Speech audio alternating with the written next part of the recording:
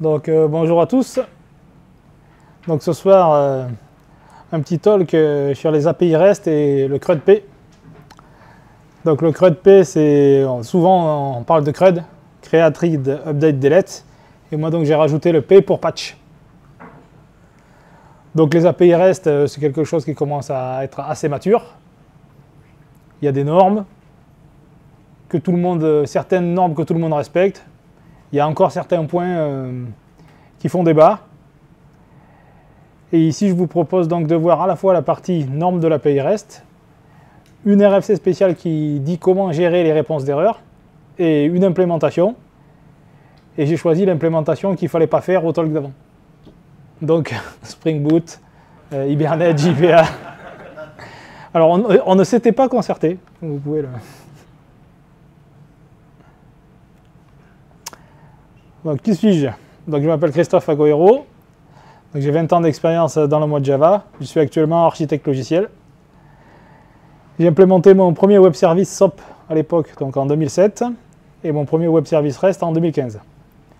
Et j'ai commencé à étudier les normes de manière un peu plus approfondie à partir de 2018.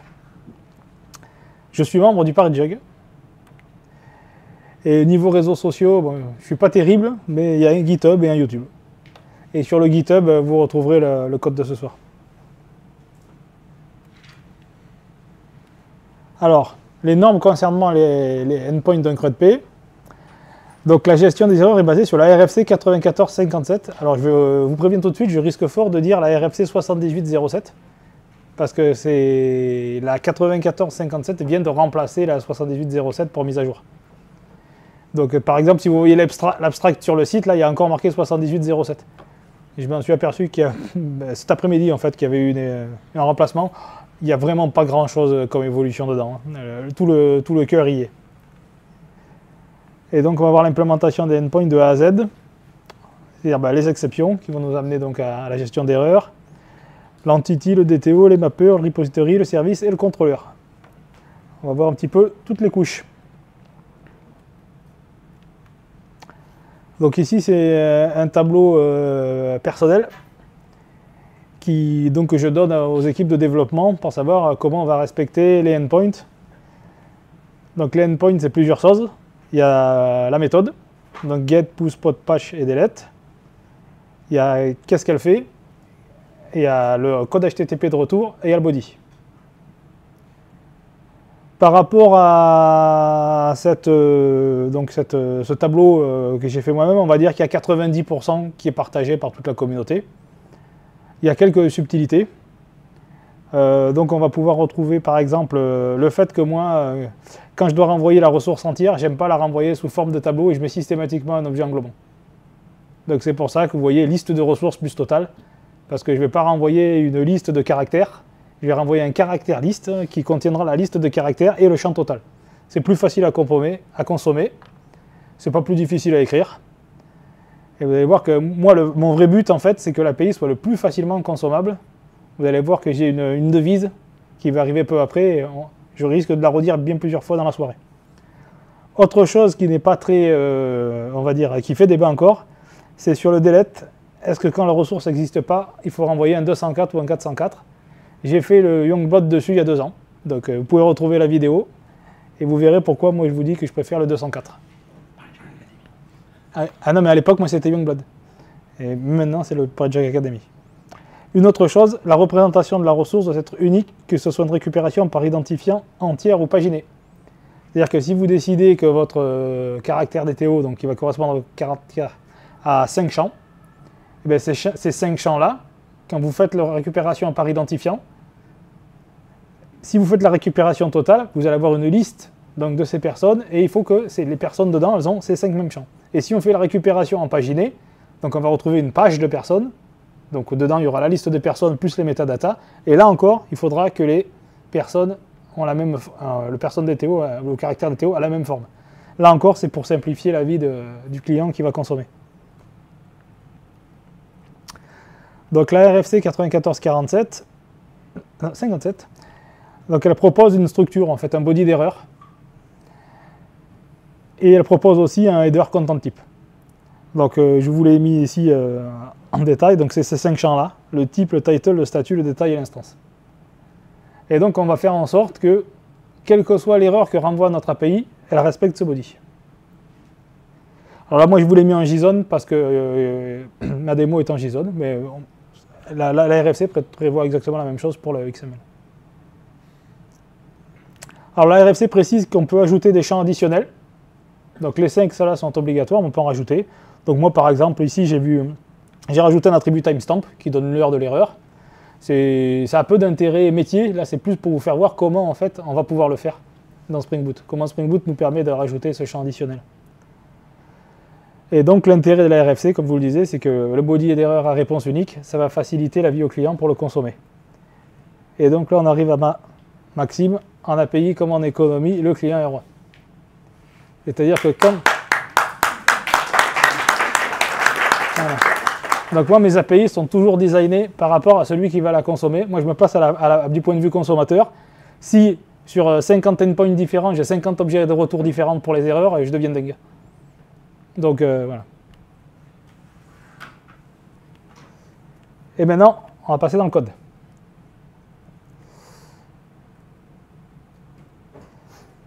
Alors le premier truc sur lequel on va voir ici, c'est l'objet problème détail. Donc l'objet problème détail qui est fourni par Spring Boot, qui correspond au body de la RFC. D'ailleurs ici, ils viennent de mettre à jour ici, en Spring Boot 3.1, je crois qu'ils disent la RFC 78.07, et là en 3.3, ils sont sur la nouvelle, la 94.57. Donc on a le problème détail avec les 5 champs obligatoires qu'on a vus. Et ici, là, le properties, c'est la map qui va nous permettre de rajouter l'attribut additionnel, en sachant qu'il a un mixin spécial, donc qui va ramener en fait ces champs-là au premier niveau. Donc dans l'objet JSON, il n'y aura pas une map, il y aura juste le champ au premier niveau. Et donc nous, on remplira une map. Et c'est Spring qui va faire ça tout seul, parce qu'il a donc un mixin. Donc un mixin, c'est en gros, c'est une indication qu'il va donner à Jackson pour qu'il fasse la transformation en Java JSON d'une manière un peu spéciale. Donc on va se concentrer après sur ces deux classes ici. Donc pour passer du body d'erreur à la réponse HTTP complète, il faut le code statut et les headers. Donc l'error response, c'est l'objet qui correspond à l'erreur entière, c'est une interface. Donc pour l'instant ici c'est initialisé avec empty, mais vous voyez que Spring Boot respecte la RFC et que dans le header on aura bien application problème plus JSON. Si on revient ici, on a l'error response exception. Donc l'error response exception, elle implémente error response. Ça veut dire que toutes les exceptions qui vont étendre error response exception, nativement, elles vont respecter la RFC parce qu'elles auront le body de type problème détail. Donc ça va nous servir à quand nous on va écrire nos propres erreurs métiers, il faudra qu'elles étendent error response exception pour qu'elles soient prises dans le mécanisme automatique de Spring Boot et générer un body qui correspond à la RFC.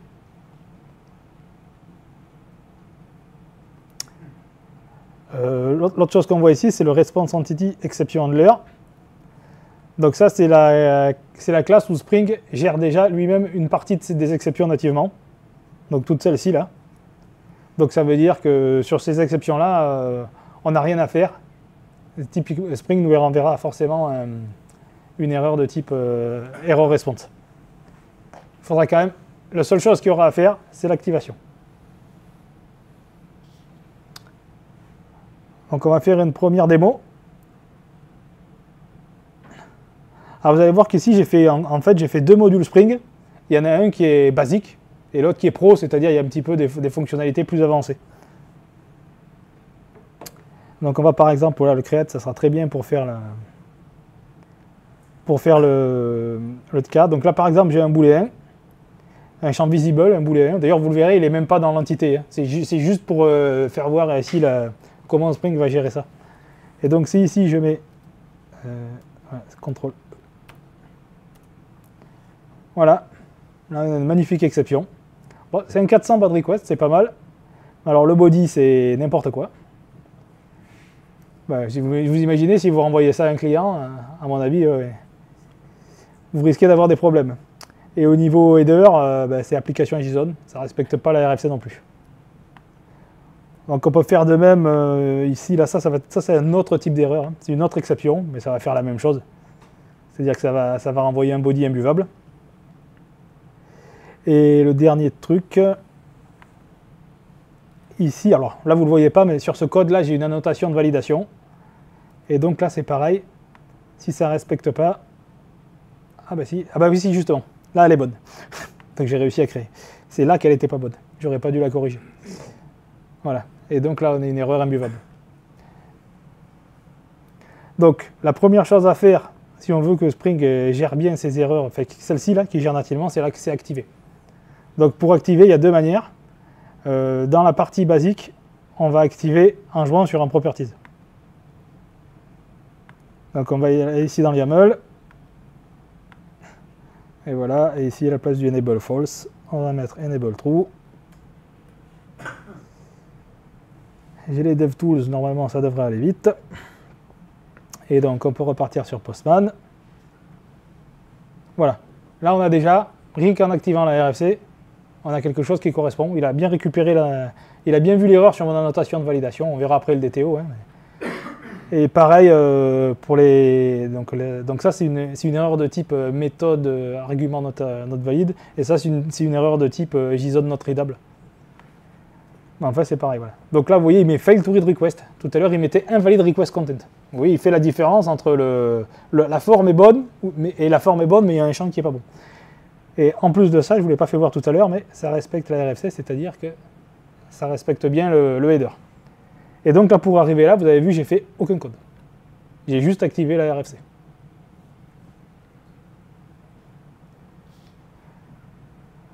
Donc, ben là, on va partir dans le code et on va commencer à essayer de coder notre premier endpoint. Alors, notre premier endpoint, c'est quelque chose qui est très simple, c'est le find by ID. Pourtant, je ne sais pas si vous avez vu tout à l'heure, mais moi, quand je développe, je fais d'abord l'exception. Et donc, évidemment, dans un find by ID, on l'a vu tout à l'heure, il faut gérer le 404 not found. Et donc là, on va voir comment moi, je crée mon exception métier pour qu'elle corresponde à la RFC. Alors, au lieu de, j'ai une méthode un petit peu personnelle, au lieu de créer une exception, je rajoute une entrée à une enum. Donc ici, dans mes exceptions, j'ai ma common réponse exception qui correspond à tous mes erreurs métiers. Elle étant l'erreur response exception, donc elle va forcément correspondre à la RFC. Et ici, j'ai certains builders un peu spéciaux. Donc vous voyez, là, ici, par exemple, dans le mien, j'ai le fameux add timestamp, là, pour rajouter le timestamp. Et pour rajouter une erreur métier, ce qu'on va faire, c'est venir rajouter une entrée dans cet enum. Donc là, j'ai rajouté la caractère not found, parce que vous allez voir, notre API, elle gère des caractères. Voilà, donc elle-même, cette caractère, elle n'a pas d'exception, par contre, elle a une liste de constantes. Voilà, donc elle a ici notre détail. Cette partie-là, elle est un petit peu, on va dire, commune à toutes les exceptions, enfin au cas où on gérerait plusieurs ressources. Et on a des builders automatiques qui vont permettre de créer les balises title de manière efficace. Et de manière surtout assez constante. À partir de là, on rajoute notre entrée dans l'enum, on lui dit le code, et là ici c'est les deux balises. Donc ce que ça va nous donner pour le find by ID, alors d'abord on va aller faire un tour du côté du domaine. Alors vous allez voir que j'ai fait quand même une entité un petit peu spéciale. Sur l'ID rien de spécial, c'est une séquence. Sur ici donc on a un code obligatoire, et vous avez vu qu'il y avait une regex, c'est pour ça que tout à l'heure ça n'a pas marché, hein, parce qu'en fait je lui avais mis 3 valeurs après le tiret et il en faut que 2. Il y a un champ obligatoire, et ici il y a un champ appearance, mais là l'important c'est qu'il est de type int, ça va nous servir le fait que ce soit de type int en toute fin. Donc au niveau des DTO, donc on va créer notre caractère DTO, donc le DTO de réponse qui va être ce qui représente la ressource. Donc j'utilise un record, et un record est très très bien pour les DTO. Et donc on retrouve les champs qui sont dans l'entité, rien de spécial. Au niveau des requêtes, pour la find by ID, il n'y en a pas besoin, hein, mais donc il y a un caractère create. Donc vous avez vu que là j'ai mis des annotations de validation, c'est pour ça que tout à l'heure ça a planté. Parce que les annotations de validation, elles sont... Spring en fait il va supporter les... Si on lui met le starter de validation, nativement, il va vérifier les DTO. Enfin, nativement. Il faut quand même lui mettre le valide, mais c'est tout. Le update, ben, moi ici, c'est exactement le même. Je n'ai pas de différence entre updater et créer par rapport au DTO d'entrée. Et alors le patch, donc le patch, pour rappel, c'est une modification partielle. Donc là, je vais modifier que le code. Mais évidemment, il a aussi son annotation de validation.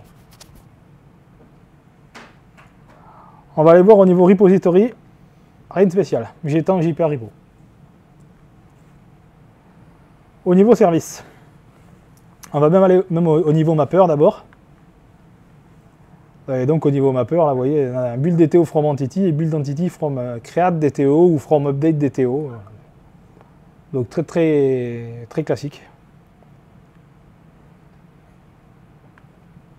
Et au niveau du service, qu'est-ce que ça va donner? Alors voilà, comme je vous ai dit ici, donc le find by ID, nativement, là, il renvoie donc un optional. Donc on met un or else row derrière.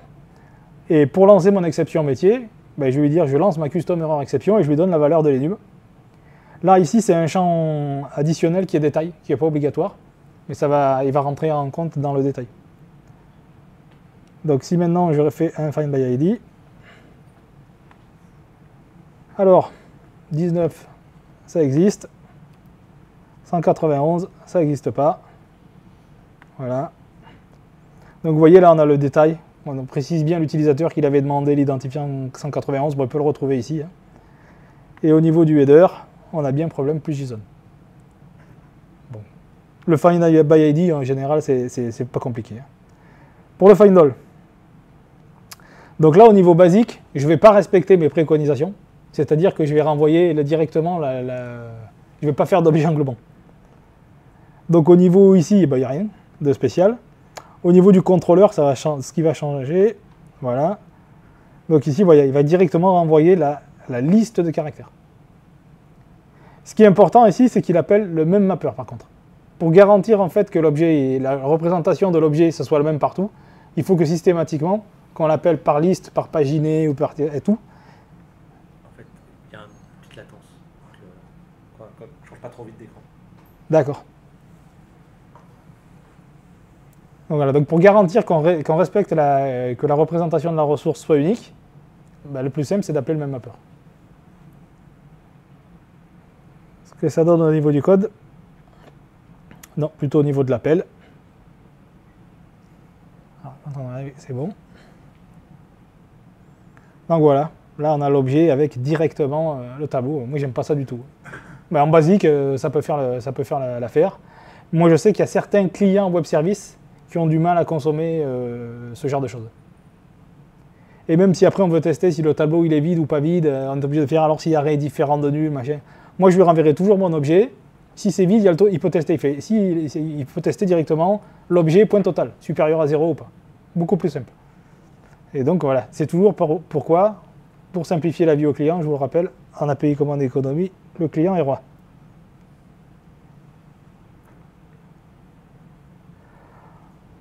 On va passer au create, la création. Donc comme on l'a vu, la création ne renvoie pas la réponse. La création renvoie un 201 avec une URI location.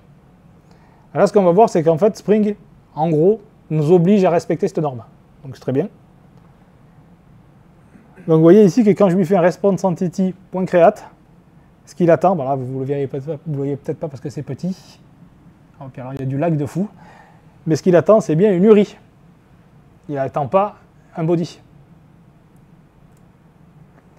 L'URI qu'on doit lui renvoyer ici, c'est l'URI qui correspond à la récupération par identifiant. Et donc là, en basique, on voit que c'est pas terrible, parce qu'en fait, nous, ça, on le refait en dur. Ça veut dire que si jamais on change le find by ID, eh ben, l'URI qu'on renvoie par le create, elle est fausse. Donc en mode pro, on verra un petit quick win pour ça. Autre chose, si on va au niveau service, ici, là, dans la création, on n'a pas de revalidation de l'entité. Or, rien ne dit que ce service ne sera pas un jour appelé par quelque chose d'autre que notre web service. Et puis, on peut par exemple un jour changer la règle de validation, penser à le faire dans l'entité et oublier de le faire dans le DTO. Et là, ce que ça va faire, c'est un gros plantage. Parce que ça veut dire que là, c'est Hibernate qui va valider, qui va voir que ça ne va pas. Il va renvoyer encore une exception qui est ingérable. Donc en mode pro, on verra comment revalider en fait ici au niveau service. Une dernière chose qui ne va pas, le save. Alors là, j'ai une question qui tue. En JPA, que fait le save? Ceux qui pensent que ça génère un insert, lèvent la main. Ceux qui pensent que ça génère un update, lèvent la main. Ceux qui pensent que ça génère les deux, lèvent la main. Tous ceux qui ont répondu en faux. En JPA, le save, ça n'existe pas. C'est Spring Data JPA. Et oui.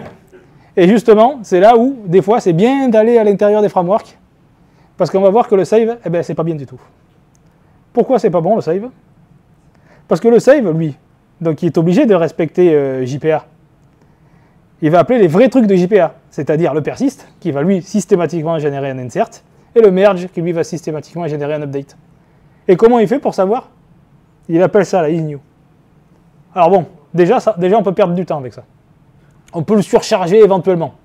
Ben alors après, la personne, il faut le surcharger, il faut penser à aller voir dans l'entity qui l'a surchargé, machin bidule.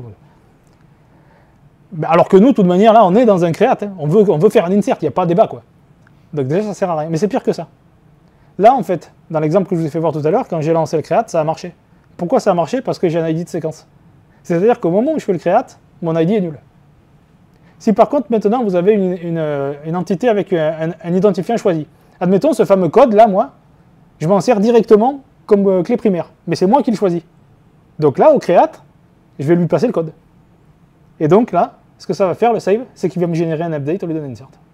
Donc si l'entité, elle n'existe pas, il va me dire tout s'est bien passé, mais il n'aura rien créé. Et si l'entité, elle existe déjà, parce qu'en fait, on veut en recréer une qui a déjà le même truc, il va modifier celle qui est en base. Donc, en conclusion, n'utilisez pas le save. Donc on verra en mode pro comment ne pas utiliser le save. Allez, encore un dernier truc qui ne va pas, comme on l'a vu tout à l'heure, si le code il ne respecte pas la regex, on a un fail to read content. Puis alors là, fail to read content, le client, avec ça, il est bien avancé. Donc on verra comment rendre l'erreur plus parlante.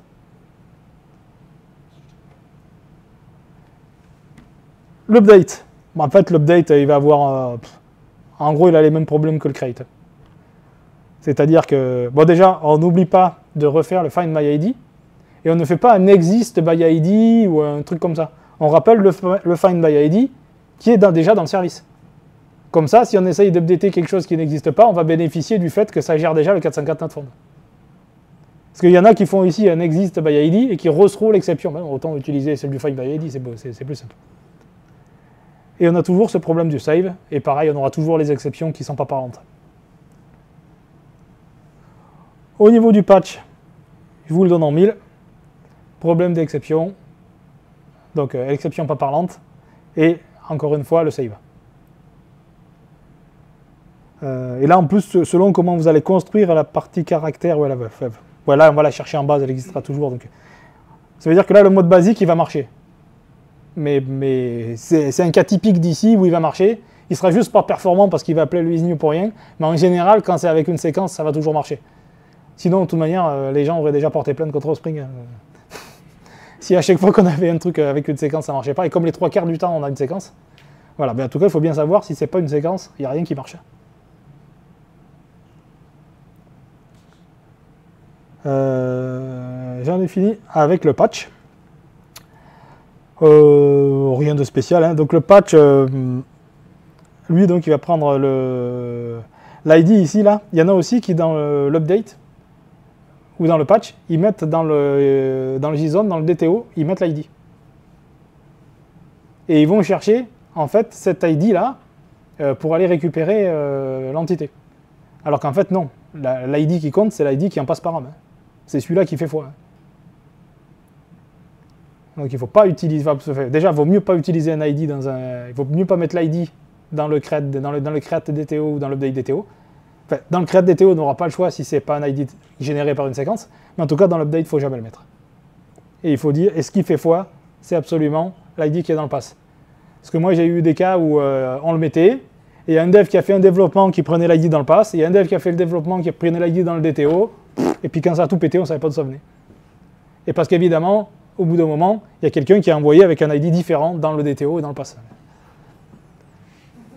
Donc voilà, donc on fait pas... Hein, c'est juste se rajouter des complexités pour rien, donc pas d'ID dans le DTO, l'ID qui est directement dans le pass, en plus ça correspond à la norme, c'est très bien. Le delete. Ah, lui aussi là on va le faire fonctionner, vous allez voir. Donc ici, grâce à mon find by ID, ah oui, mais il a pas... Ouais, tout à l'heure j'avais créé le... Bah, celui que j'avais créé tout à l'heure, là, ouais, après je l'ai fait planter, donc je ne sais plus lequel numéro j'ai créé. Je pense que j'ai dû créer le 31. Donc on va essayer de déléter ce fameux 31. Donc il me dit qu'il n'y est plus. J'ai fait sauter le 19 ? Ah, d'accord. Alors on va supprimer le 19. Enfin on va déjà voir, ça se trouve si le 31 il existait, ça me va aussi, hein, peu importe celui que... On va aller voir ici dans la log. Donc il m'a bien délété ici là, mais qu'est-ce qu'il m'a fait là? Il m'a fait un select. Mais je lui ai jamais demandé de faire un select moi. Qu'est-ce que je m'en fous qu'il fait un select? Et bien là encore, c'est le delete by ID. Si on va avoir dedans. Donc c'est pareil, hein, delete en JPA. Si je vous redemande qu'est-ce que ça fait, ne vous faites pas voir, ça n'existe pas. Ce qui existe en JPA, c'est remove. Qu'on va retrouver, il va finir par l'appeler, voilà ici. Mais regardez, avant le remove, regardez des fois sur le delete normal, qu'est-ce qu'il fait quoi? Il appelle un isNew, il appelle un find, il appelle... Donc évidemment, il va encore se tromper sur le isNew si c'est pas un ID de séquence, machin bidule. Donc là encore, c'est basique, ça marche parce que c'est un ID de séquence. Mais dans le module pro, on verra comment ne plus générer ce select. Et donc on passe au mode pro. Donc on a fini avec le basique.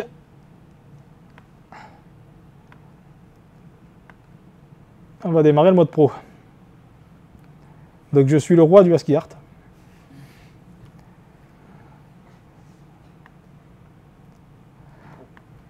Et donc on va voir comment on va faire pour notre première chose, le find all. Donc le find all, comme je vous ai dit, moi je veux un objet englobant.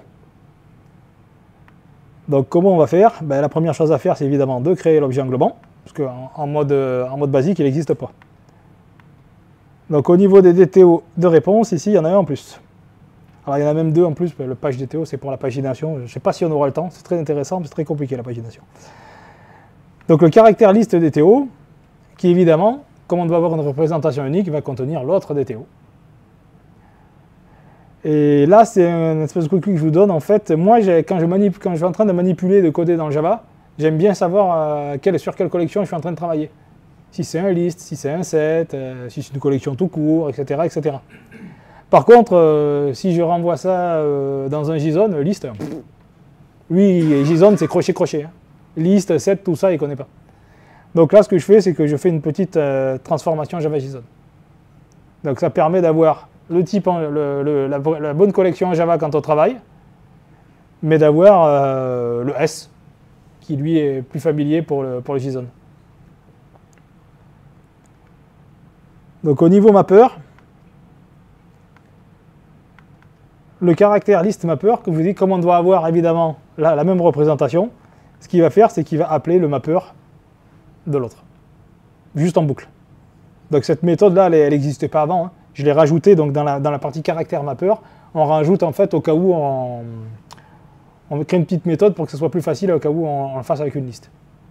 Et celle-là, après, appelle celle qui existait déjà avant, le mapper normal. Donc toujours pareil pour garantir la même représentation. Vous imaginez si vous faites un find by ID, vous récupérez 4 champs, un find all, vous récupérez 6 champs, ben c'est pareil, le client va devenir fou. Et on a payé comme en économie, le client est roi. Au niveau contrôleur, rien de sorcier. Il est où? Le find all. Il est là. Donc on va appeler directement le mapper list. Et on va directement là ici lui mettre le find all en paramètre. Donc là on va s'attaquer à un plus gros morceau. le create, vous avez vu tout à l'heure, il y avait quand même pas mal de choses qui n'allaient pas dedans. Donc première chose, c'est comment on revalide. Moi, je me suis fait une classe utilitaire, une validation utile. Il va contenir des méthodes checkObjectAndThrow et checkAttributeAndThrow. Donc ça, c'est si on veut valider l'objet en entier. Donc typiquement, le create et l'update, ils vont utiliser celui-là. Et ça, c'est si on veut utiliser un seul attribut, valider un seul attribut, donc ça va être appelé par le patch. Donc l'avantage de cette classe, c'est qu'elle est parfaitement générique. C'est-à-dire que 100% des ressources vont pouvoir l'utiliser. Parce qu'on ne va plus lui passer en paramètre tout ce qu'on a besoin. Donc par exemple ici, là, on va lui passer quelle est l'exception qu'il doit lancer au cas où ça ne marche pas.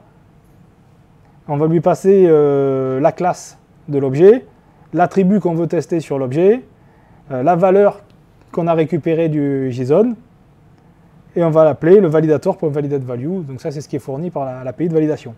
Et si on a des erreurs, on va créer notre fameuse custom error response exception.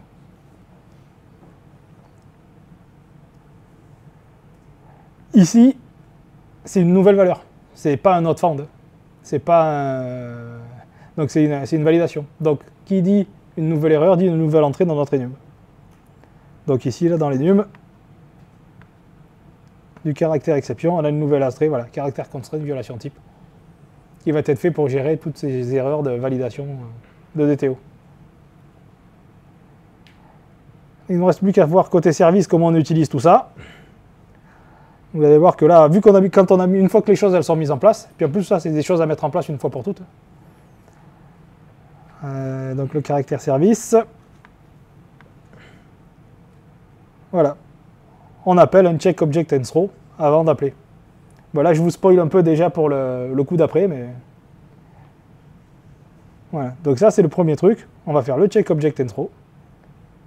Et résultat, là ce coup-ci, alors là pour simuler, vu que j'ai les mêmes annotations de validation sur l'entity et le DTO, pour simuler en fait que ça soit bien celle-là qui est appelée, bah déjà, on va le démarrer en debug. Et surtout, non, et on va enlever la validation au niveau ici DTO, sinon on va planter avant. Voilà. Donc j'ai enlevé ma validation.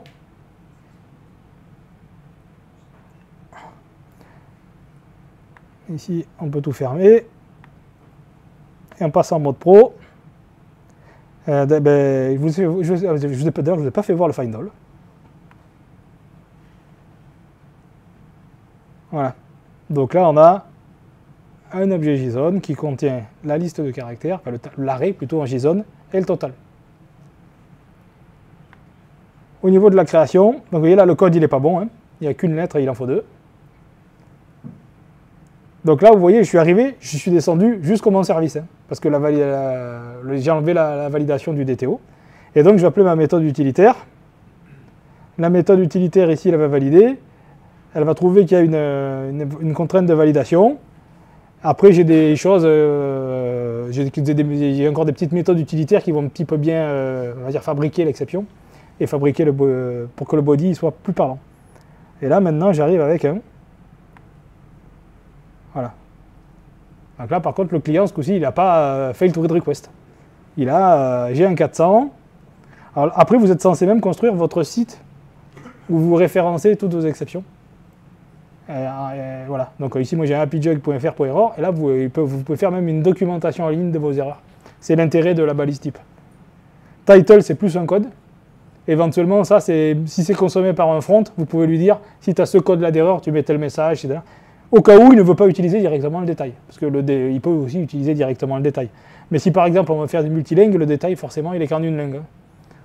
Donc le title va permettre de faire une clé valeur aussi côté front, ou même un autre bac qui va consommer.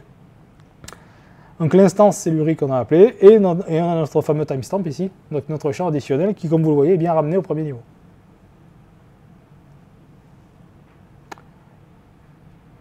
Ensuite on va voir comment on gère ce fameux save. Donc au niveau repository, j'ai rajouté un command repository. Ce command repository, il a pour but de faire que si on appelle un save, ça pète. Si on appelle un save all, ça pète. Si on appelle un save info, ça pète. Voilà. Comme ça, moi, je mets ça en place. Et comme ça, je suis sûr que les devs, ils peuvent pas se bourrer parce que s'ils appellent le save, ça pète. Enfin, encore faut-il qu'ils l'aient mis sur le repository. Hein. Après, il peut y avoir, évidemment, il peut y avoir des repositories sur lesquels il y a des exceptions. Donc là, on ne mettra pas le état de command repo. Ça respecte la méthode des fragments. Et la méthode des fragments veut que si la même méthode existe sur plusieurs ici interfaces étendues, Spring va automatiquement appeler celle de l'interface qui est déclarée en premier. Donc c'est pour ça que là, il a deux saves différents. Hein. Il en a un dans command repo, il en a un dans JPR repo. Parce que moi, je veux continuer, il y a des trucs qui m'intéressent toujours, moi, dans JPR repo. Hein. Le find by ID me va très bien. Donc il faut, mais par contre, je mets le command repo en premier. Si je ne mets pas le command repo en premier, il va appeler le save de JPR et pas le save du command. Donc l'ordre a une importance. C'est un des seuls cas là où l'ordre, il est... Ça, bon, c'est pas très clair. Bon, ça, faut pas le regarder, sinon je vous spoil. Autre chose, on va voir qu'ici, j'ai pas rajouté le booléen. Donc si on va ici, là, dans YAML, j'ai pas rajouté là le Spring MVC, problème détail, machin. Parce qu'en fait, il y a une deuxième manière de l'activer. La deuxième manière de l'activer, c'est de faire un controller advice qui va étendre le response entity exception handler, donc une des classes dont on avait parlé au début. Voilà, donc là j'ai un global exception handler. À partir du moment où ce global exception handler, il étend la response entity exception handler, la RFC est active. Le fait de l'étendre, ça va pouvoir nous apporter deux choses. On va pouvoir surcharger les exceptions de Spring. Là, c'est ce que j'ai fait typiquement. C'est-à-dire que mon exception ici, là,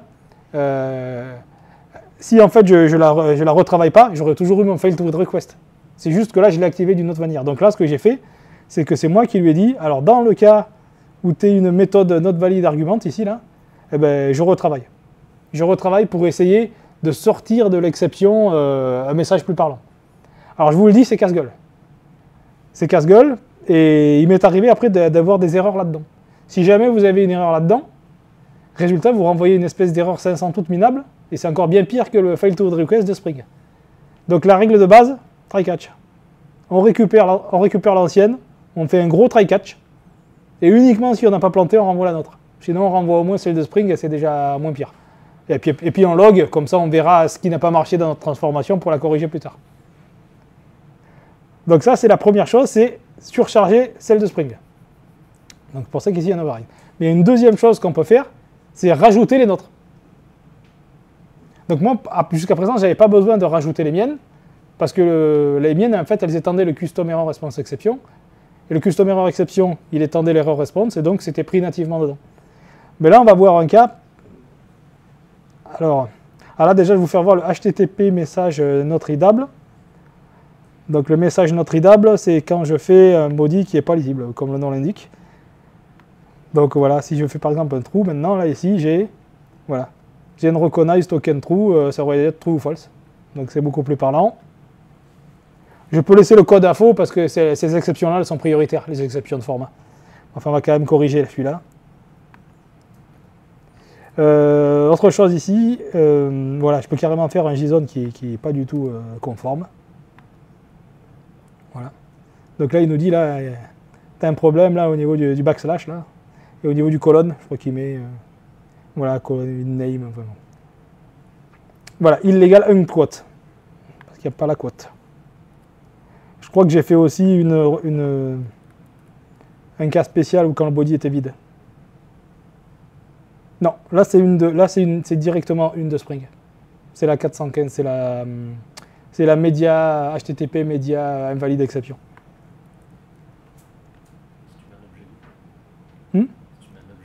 Si je mets un objet vide, à mon avis, tous les champs qui sont nullables, ils sont censés péter.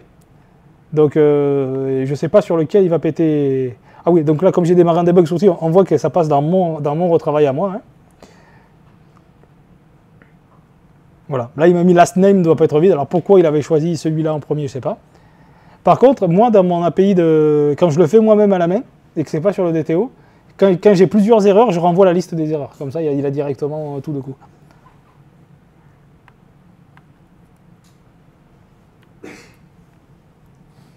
Autre chose, là ici, j'ai mis un contrôleur find by code. Là, c'est juste pour vous faire voir qu'on peut aussi valider le code. Enfin, on peut aussi valider le passe-param. Mais c'est encore un autre type d'exception qui est géré. Et surtout, il ne faut pas oublier de mettre un validate sur le contrôleur. Déjà, on va aller le voir, le contrôleur. Donc, on va voir là, cette méthode là que j'ai rajoutée, qui est un find by code. Il va être quelque part. Voilà, j'ai pété les autres test handle contraint violation. Là. Et donc, le code ici, j'ai bien mis la regex du code. Et donc là, c'est bien le pass variable qu'on va valider, mais pour que ça marche, il faut ici rajouter un validated ici sur le contrôleur.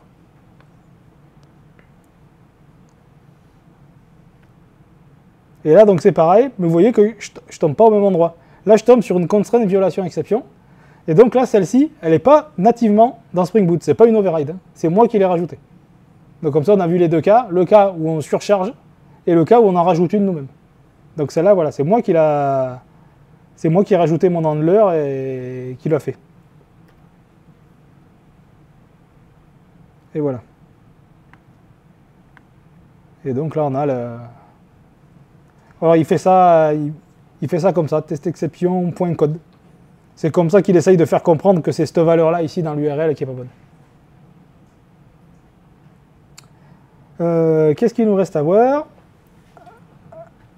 Pas grand chose, hein, parce que on va voir qu'en fait, pour le reste, c'est-à-dire l'update et le patch, ben, c'est un peu le même mécanisme. C'est-à-dire que dans notre caractère service, alors ici, je ne vous ai pas fait voir, mais dans le common, j'en profite aussi pour rajouter le merge et le delete, parce que dans mon common, j'auto-wire l'entity manager. Et comme ça, j'appelle directement le persist. Et là, je suis sûr que quoi qu'il arrive, ça sera un insert. Donc dans l'update, il y a les mêmes checks, et là c'est pareil, mais là on appelle un merge. On est sûr que ça sera un update. Et alors pour le patch du code, à votre avis, qu'est-ce qu'on appelle? Au niveau repository. C'est pas simple. Rien. Rien. Regardez, j'appelle rien. Et ça marche, hein. Parce qu'en fait, l'entité, elle est managée. Je sors de la transaction. Hibernate, il fait son dirty check. Il voit qu'elle a été modifiée. Il va me générer l'update tout seul. Je n'ai même pas appelé un merge ou quoi que ce soit. Il le fait tout seul.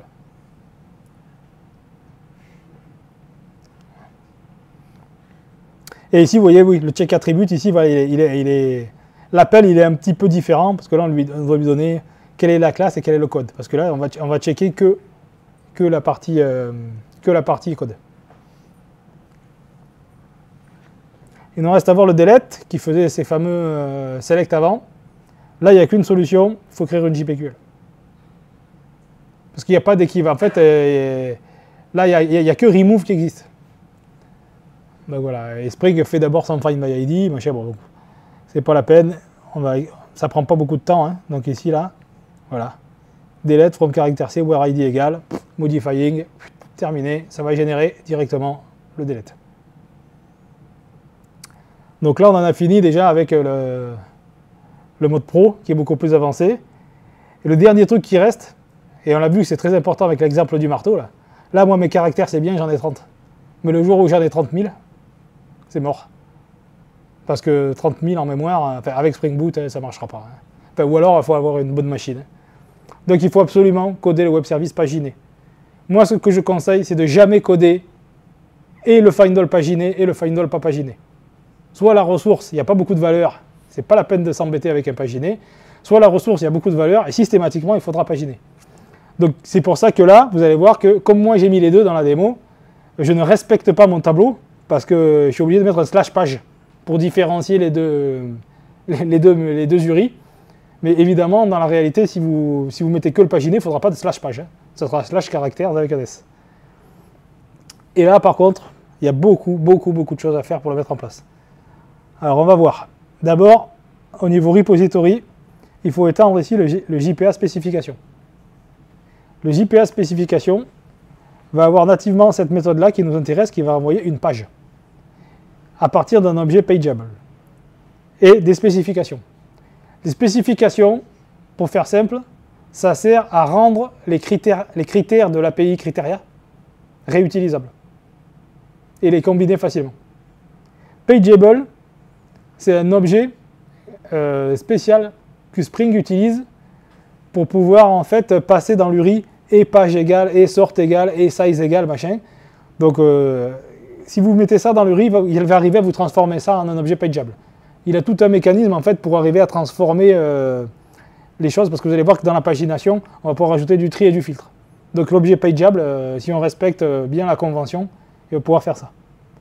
Donc le but c'est d'appeler maintenant ce findAll paginé. Donc au niveau service, on va juste faire l'appel à findAll paginé. Ah oui, autre chose, le client est roi, mais le client est fourbe.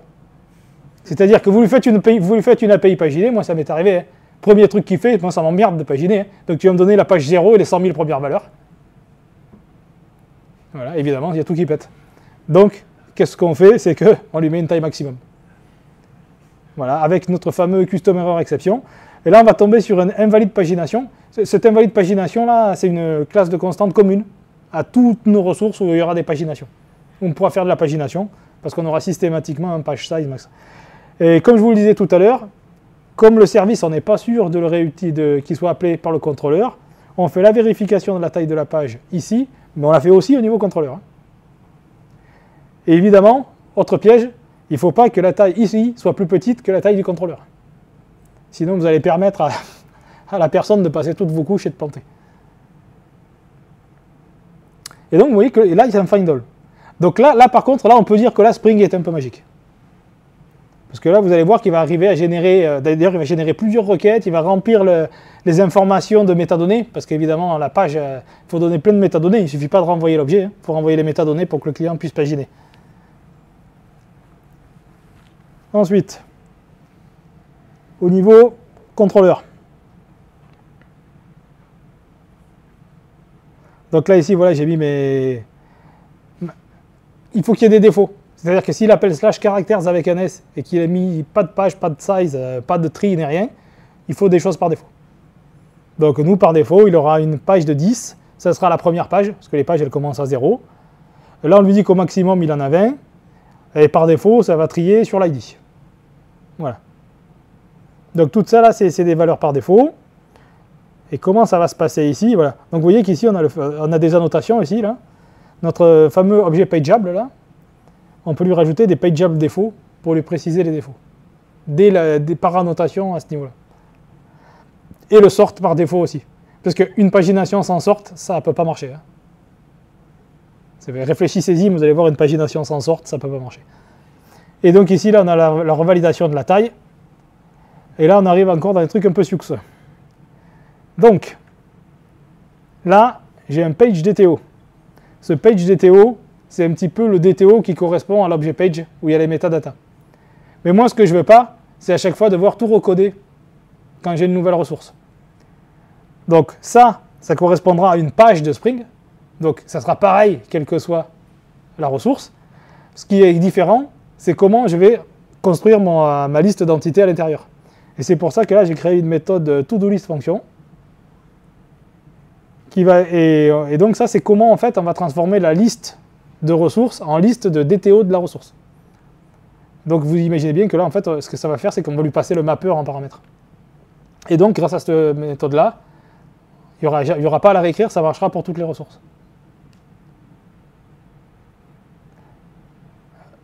Donc voilà, vous voyez que là, c'est le deuxième caractère ici. Donc le mapper, je lui passe le DTO qui construit la liste. Évidemment, ce mapper-là, c'est le même qui est le même findAll, et c'est le même findAll qui appelle le même find, toujours pour qu'on soit sûr de respecter la même structure du body. Et là, on a le getPage. Alors là, le getPage, c'est pareil, on l'a fait compliqué. Pourquoi on l'a fait compliqué? On va peut-être faire la démo d'abord, et après, vous allez comprendre pourquoi on l'a fait si compliqué. Donc là, ici, on a le défaut. Voilà. Donc là, le défaut, il n'a rien mis, comme vous l'avez dit. Donc déjà, on rappelle à l'utilisateur ce qu'il a mis. Donc même s'il n'a rien mis, parce que c'est des valeurs par défaut. Donc on lui dit, tu as demandé la page 0 et les 10 premiers. Ça, c'est ce qui était par défaut. Tu as demandé une sorte par ID ascendant. Ça, c'est pareil, c'est des défauts. Là, on lui dit, dans ta page, là, tu as 10 éléments. Donc c'est une page entière. Au total, il y a 30 éléments dans la base. Et donc, il y a 3 pages. Et vous allez voir que, et vous avez vu que moi, j'ai fait findAll page. J'ai rien fait. Spring, il m'a construit ça tout seul. Et comment il fait ça? En fait, il va générer deux requêtes. Il va générer la requête où il va vraiment récupérer donc, les choses. Donc ici, on va avoir les rows, fetch, tout ça, qui reprend à mes valeurs par défaut. Et il en fait une deuxième. Il fait un count étoile ici. Et en combinant en fait la taille totale en base plus la liste qu'il a, il arrive à fabriquer tout seul toutes les infos de pagination. Donc là c'est vraiment pas mal. Là par contre si on devait faire ça à la main, bah, il faudrait que nous aussi qu'on refasse le count et qu'on fasse les calculs, etc., etc.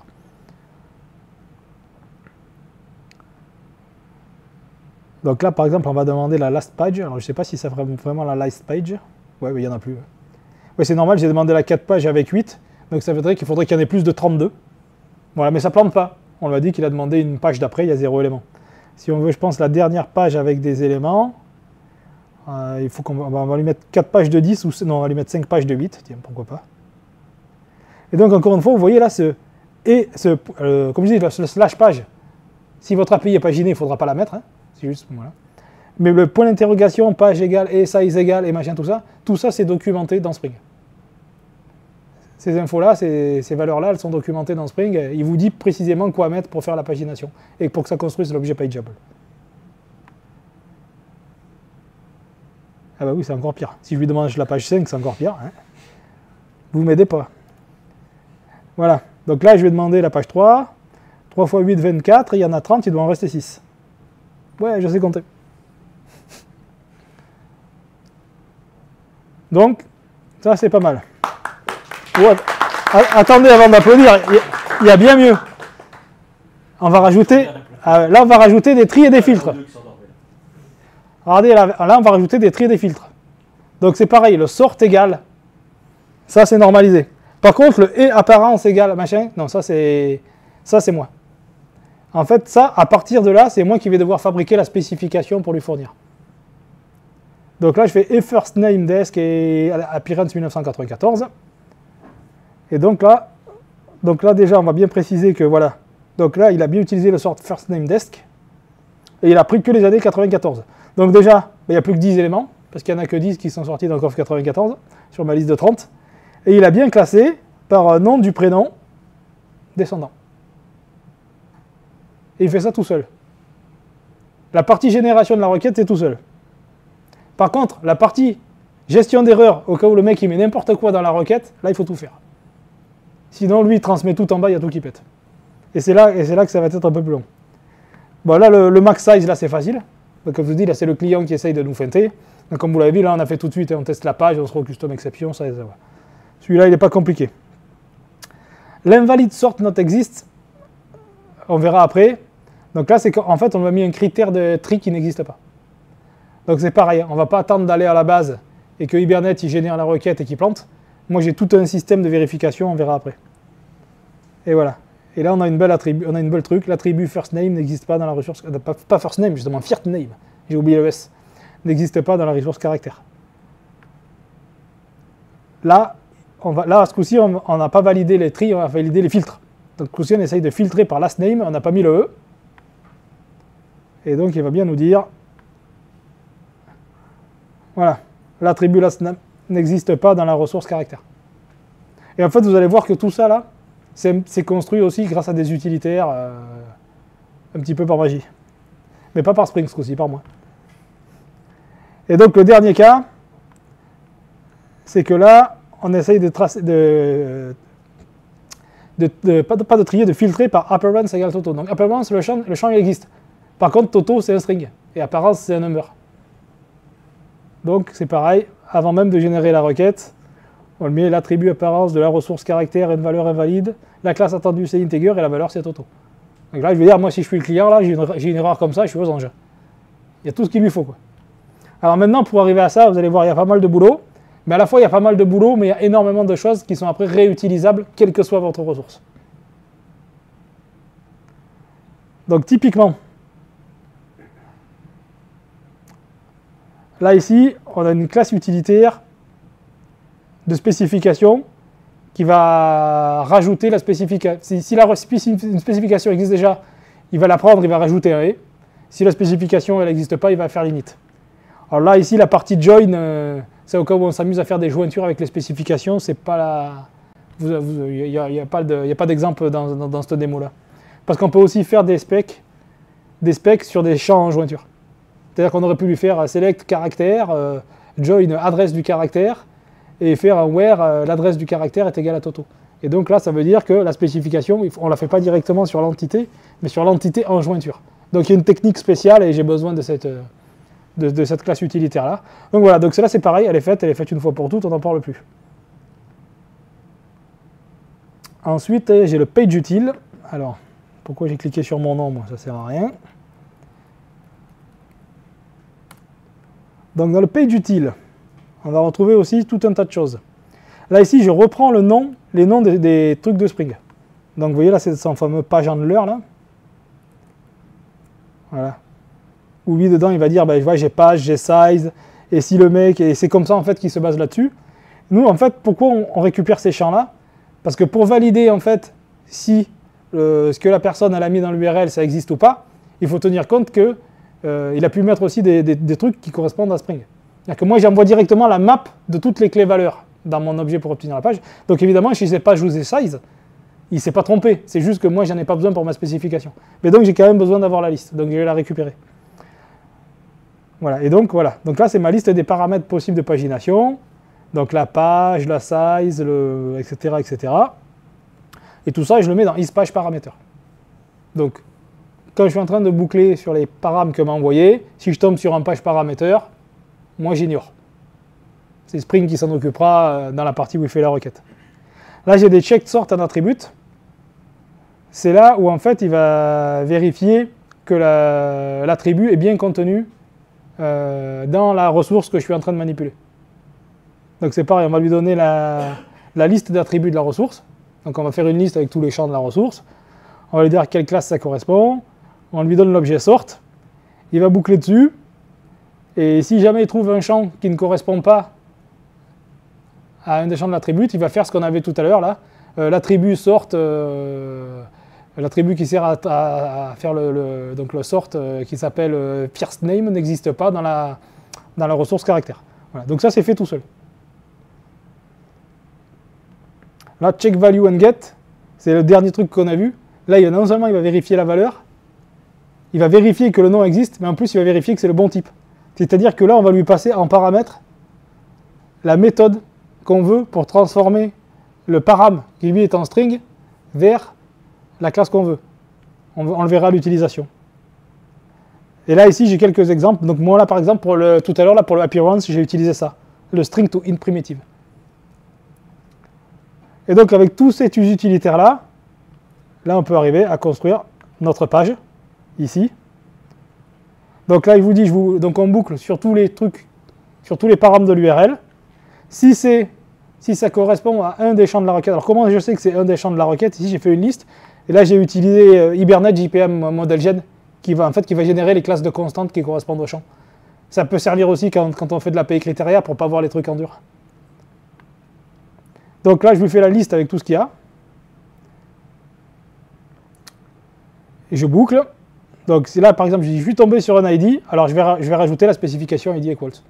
Bon alors, là, sur un paginé, sur une mode paginée, si on utilise l'ID equals, c'est assez peu d'intérêt, parce que forcément, d'ID equals, il n'y en aura qu'une. Hein, bon. Donc on va tomber sur une page d'un seul élément. Donc, et on fait pareil pour tous les champs.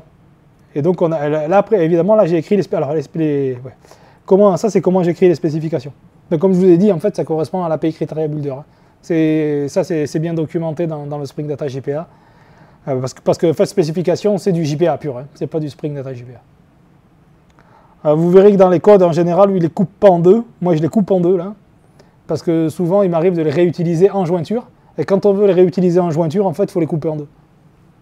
Ici, là, pour le cas de ce cas présent, c'était pas utile. Voilà. Donc, je vous ai dit, tout cela, c'est des strings. Bon, donc, il n'y a pas à valider. Pour l'appearance, donc lui, en plus, ici, je lui fais un check value and get. Et je lui dis bien, attention, le champ appearance, tu vas utiliser la méthode string to int primitive. C'est-à-dire que tu vas prendre ce qu'on t'a mis dans le paramètre, tu vas le transformer en int primitive. C'est-à-dire que parce qu'il faut faire les int primitives et les int pas primitives. Enfin, ouais, on peut faire les... C'est-à-dire que des fois, le champ peut ne pas être obligatoire.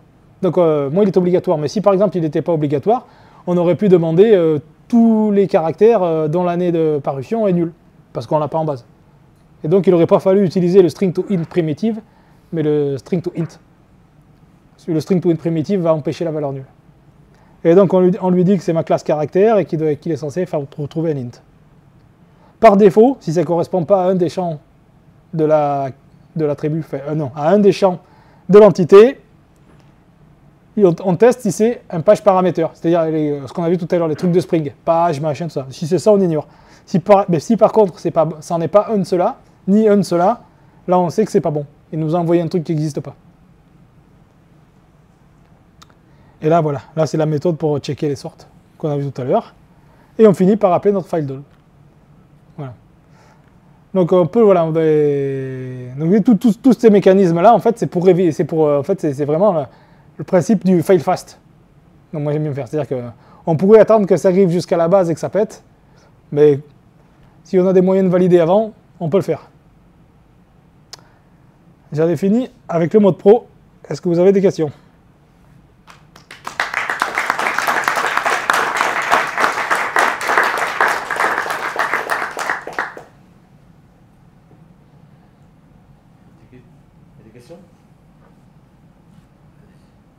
Vu que tu utilises Spring, et comme on l'a vu avant, Spring c'est lourd, quitte à être dans un machin un peu lourd, pourquoi avoir choisi de mettre des choses en dur, de te reposer sur un des mécanismes théoriques qui font la réflexion, un prospecteur, des choses comme ça, pour aller en fait scanner dynamiquement tes billes et faire les mappings dont tu as besoin?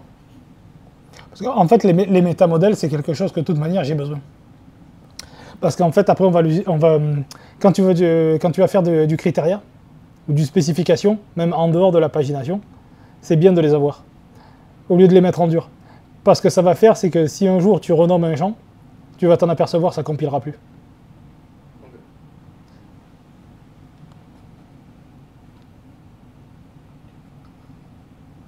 Moi j'avais une question sur un de tes tests, tu sais, tu passes plusieurs paramètres, et en fait, enfin, tu remets ton sort uniquement. Celui-là ?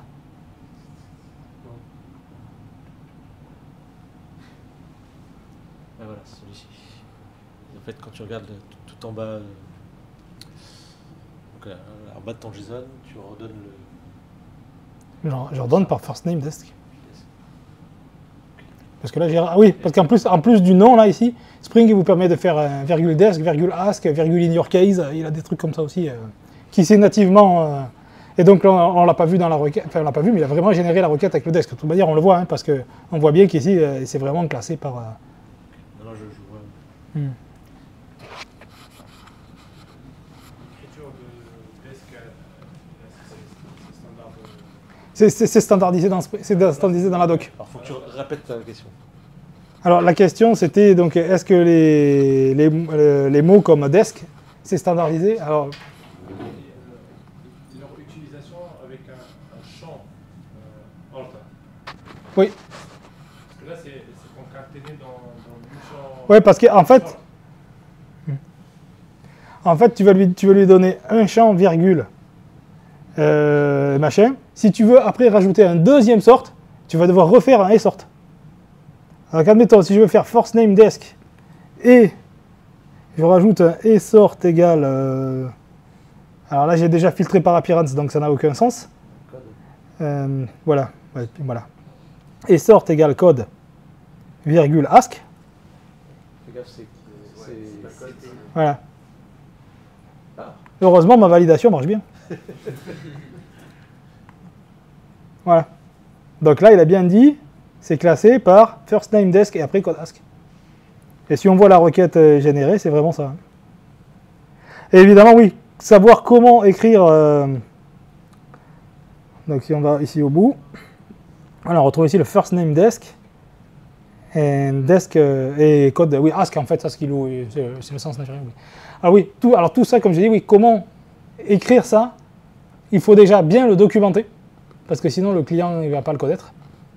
Et voilà. Mais voilà, il y a vraiment tout expliqué. Donc on peut enchaîner les sortes, on peut enchaîner les tris, on peut faire, comme je dis, voilà, qui existe de mémoire, il y a desk, il y a ask, il y a in your case, pour quand tu mets des strings, et voilà.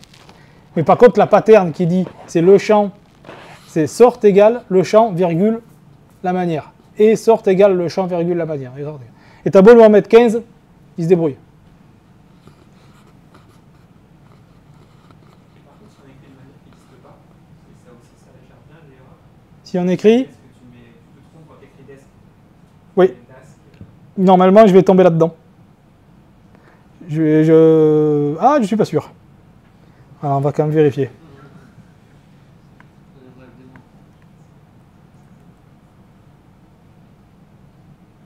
Oui, l'attribut Dask. Oui, parce qu'en fait, ce qu'il fait, c'est qu'il regarde d'abord si ça existe chez moi. Et si ça n'existe pas chez moi, il regarde si ça existe dans Spring. Et comme j'ai mis la liste aussi dans Spring, et qu'il ne le trouve ni chez moi ni dans Spring, en fait, il considère que c'est moi qui me suis trompé en pensant qu'il est dans la ressource. Donc oui, le message, il n'est pas super terrible, mais tu as quand même l'info que le champ, il n'existe pas. Le pageable, c'est un objet data qui se balade. C'est un objet Spring MVC. Parce qu'en fait, c'est la représentation en fait, de tout cette... Du coup, il est manipulé à la fois par le contrôleur et par le repo tout en bas. Non.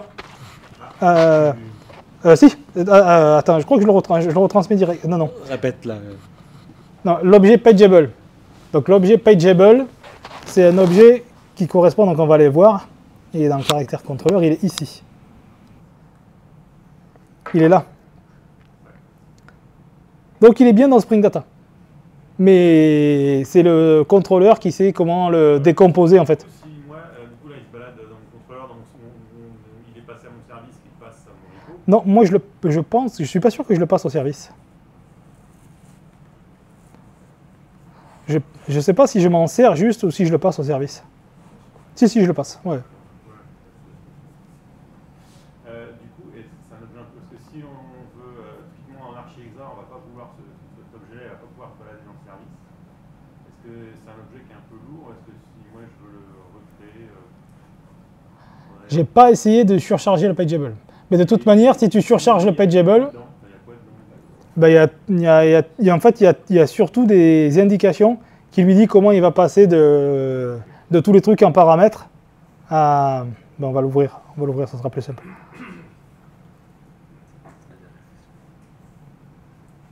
Voilà. Donc dedans, tu vois, il y a des sorts, il y a des firsts, il y a des previews, et puis il y a tout un truc qui va... En fait, il y a tout un tas de choses qui va dire après comment le transformer. Donc c'est vrai que tu es un peu contraint, mais normalement, avec cet objet pageable, tu peux faire tout ce que tu veux. Parce que tu peux rajouter des tris, des sorts, et tu peux même en rajouter plusieurs machins. Après, si tu veux le faire avoir un autre objet plus compliqué, résultat, ça veut dire que tu ne pourras pas l'utiliser jusqu'à ta couche en bas. Ou alors tu vas devoir retransformer une deuxième fois. Et tu vas perdre un petit peu l'intérêt de la magie que j'ai rien côté repository. Ça veut dire que après, ça va tout obliger à tout recoder toi-même. Recoder la select qui fait le count, calculer toi-même les infos de métadonnées de pagination. Donc on va dire que c'est vraiment pas mal, quoi. Je pense qu'il est assez... Enfin, moi, pour l'instant, dans tous mes trucs paginés, il a été assez complet.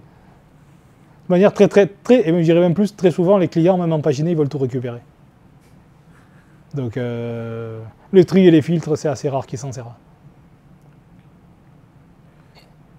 Ben, merci beaucoup.